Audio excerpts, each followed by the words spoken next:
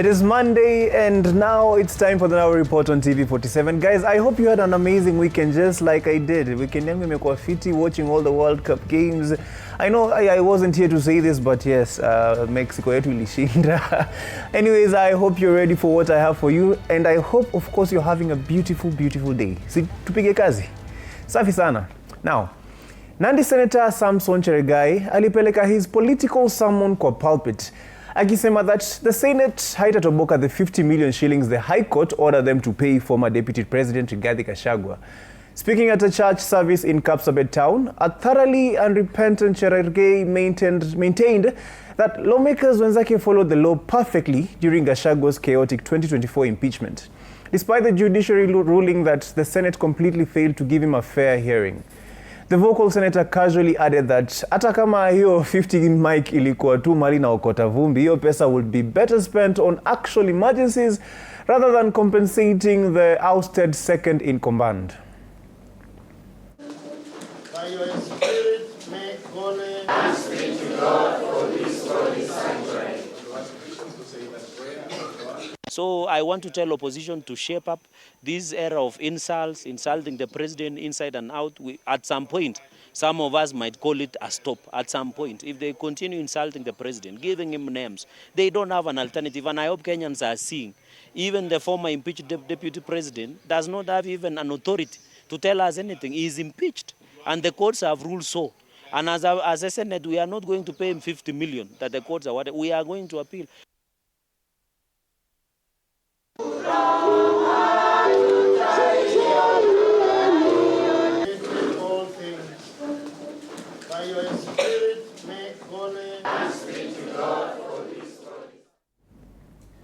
Now, the Senate haiwezi kata kulipa hiyo pesa. One, kwa Constitution, Article 23, the court has the authority to uphold and enforce the Bill of Rights. Second, the 50 million is for constitutional damages. It's not political compensation. So, technically, wanafaa walipe. The only way wanaweza hepa kulipa is only through an appeal, and they have said they will. On the other hand, Rigiji alisema hata atakio pesa anyway. So ni kama tuko kwa deadlock flani, but hii chai bado haijaisha. Ndio imeongezwa maziwa. So let thy sick go for free. That is our next story. Yeah?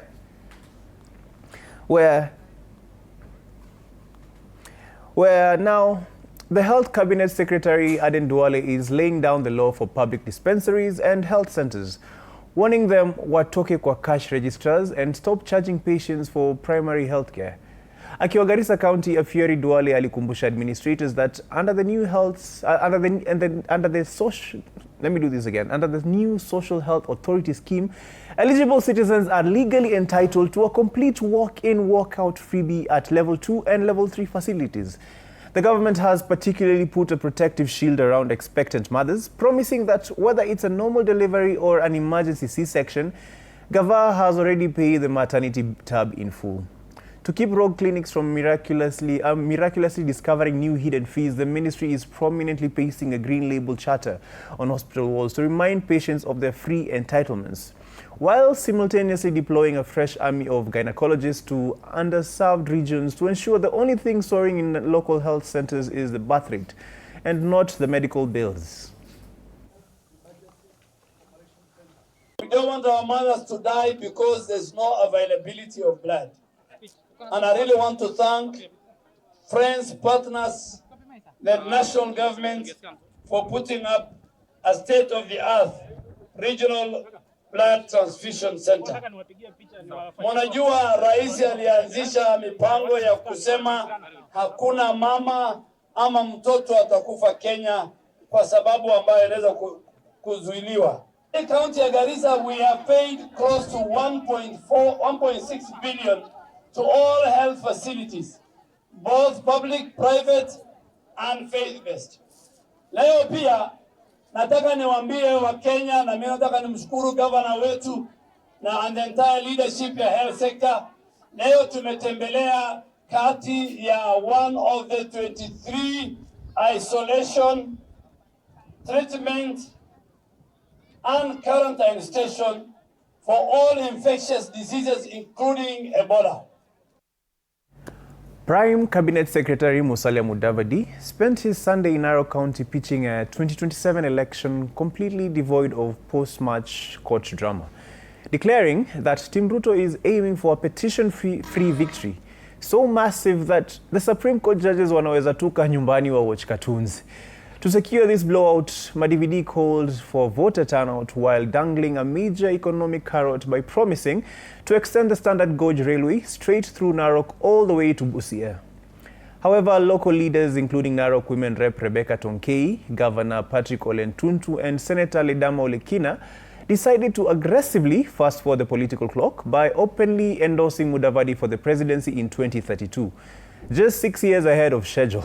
Before exiting the pulpit, Mudavadi shifted gears to address the recent wave of school unrest, asking the crowd a blunt, hilarious question on how students smuggling actual petrol into dormitories is easier than finding a textbook. Before sternly reminding parents to talk to their kids because whenever school properties go up in smoke, it is the parents' wallets that do the heavy lifting.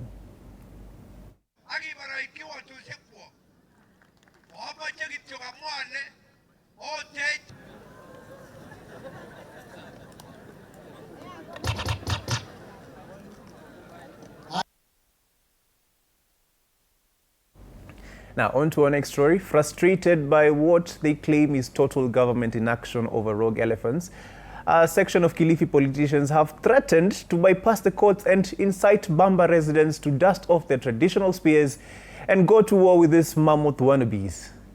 Leading the charge at a rally in Datani village, Kilifi Senator and Senate Minority Leader Stewart Madzayo argued that Jambos shouldn't get VIP treatment while local farmers are left facing abject poverty from ruined crops and trampled properties. Flashing his ultimate card to calm any legal fears, the veteran lawmaker reminded the roaring crowd that he is a lawyer by profession, promising to represent anyone pro bono who gets dragged to court for turning a protected elephant into target practice. Adding a bizarre plot twist to the tension, former BAMBA MCA Daniel Mangi pointed out that ever since President Ruto ordered the deregistration of the local Shirango Conservancy, the elephant population has actually gone up. Ni kama hizo ndovu haziko kwa WhatsApp group tukiongea about the boundary changes and leaving starving residents entirely reliant on relief food, while local leaders prepare to launch a modern-day ivory battle. What just happened there?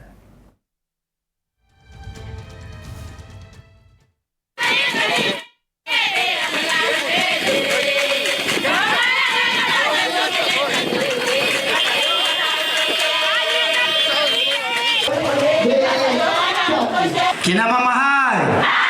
Datani ria. Hey guys, it's not that serious, guys. Come on. Hey, you want to even hunt the elephants? Isn't it? Okay, yes, we know what they've done, but other avenues can be addressed. Anyways, Public Service Cabinet Secretary Geoffrey Ruku has issued a stern wake-up call to Kenyans, warning them to brace themselves for heavy El Nino rainfall that is expected to trigger widespread flooding across the country. In the coming months, speaking during a Sunday service at the SEK Kiamitu Church in Embu County, a cautious Ruku urged residents in notoriously flood-prone zones, specifically highlighting low-lying communities in Nyando, Budalangi, and along the banks of Tana River, to pack up and relocate to safer, higher ground before the skies open up. The Cabinet Secretary assured the congregation that the government is keeping a hawk-eyed watch on weather maps from the Meteorological Department and has already unlocked an emergency fund to bankroll a rapid disaster response program, emphasizing that prevention is far cheaper than a rescue mission. Ruku pleaded with citizens to drop the stubbornness, heed the official state warnings, and move away from riverbanks to avoid preventable losses of life and property. Mungu ametubariki, ametujalia mvua, mashamba yetu iko sawasawa. Hapo mbeleni tulikuwa na kiangazi ambayo ilikuwa kubwa, lakini kufuatia maombi ya kanisa, Mungu ameturehemu akatupatia mvua mingi kona yote ya taifa letu la Kenya, na tunasema ni asante. Vile vile utapiri wa hewa unasema kuna mvua mingi ambayo El Nino inafika. Kwa hivyo tujitayarishe, tujiadhari na hiyo mvua ambayo inayofika. Serikali ya Kenya imeweka mikakati sawasawa. Tumetenga pesa ya kusaidia wale ambao wanaweza kumbwa na mafuriko.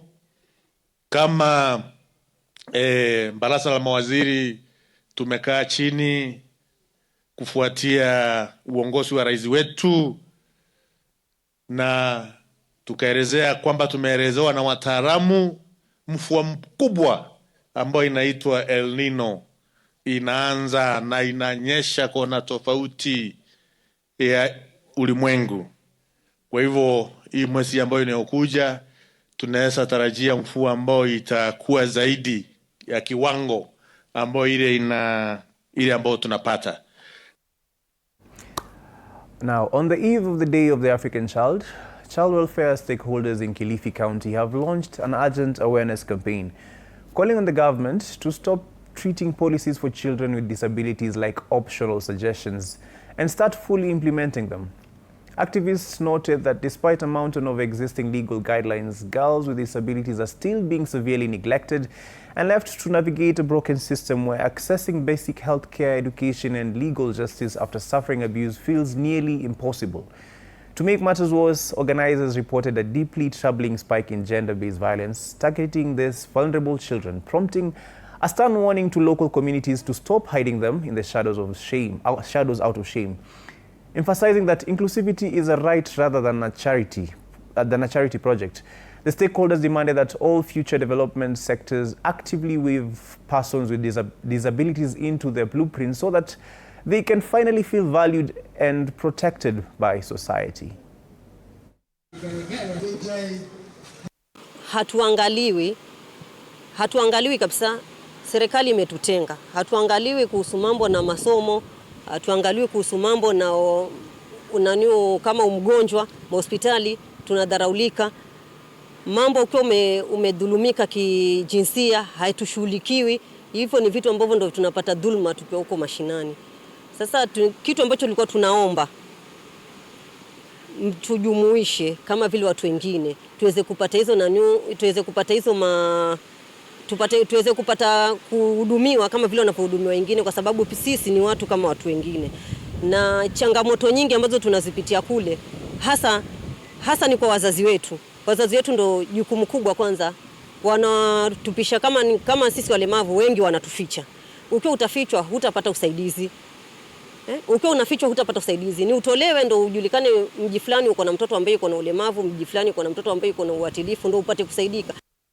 Now, for the talk of the town, more for the talk of the country, the world. The opening weekend of the FIFA World Cup turned North America into a glorious high-octane goal fest, where international heavyweights and defiant underdogs decided that sharing the spotlight simply wasn't an option. The co-hosting USA kicked off the party by treating LA fans to a clinical 4-1. Wakinyorosha Paraguay, while across the border in Monterrey, a rampant Sweden cruised past Tunisia 5-1 thanks to a superstar Yasin Ayari brace and strikes kutoka kwa Isak and Gyökeres. Not to be a down in the blowout department, a ruthless German squad executed an absolute footballing clinic in Houston, obliterating Curaçao 7-1 to put the entire tournament on high alert.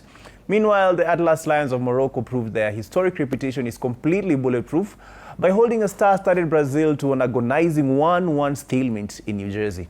A dramatic deadlock matched only in Dallas, where Netherlands na Japan walipigania mavidevu in a 2-2 thriller yenye ili set the stage for a month of pure football madness. And guys, ndo imeanza tu.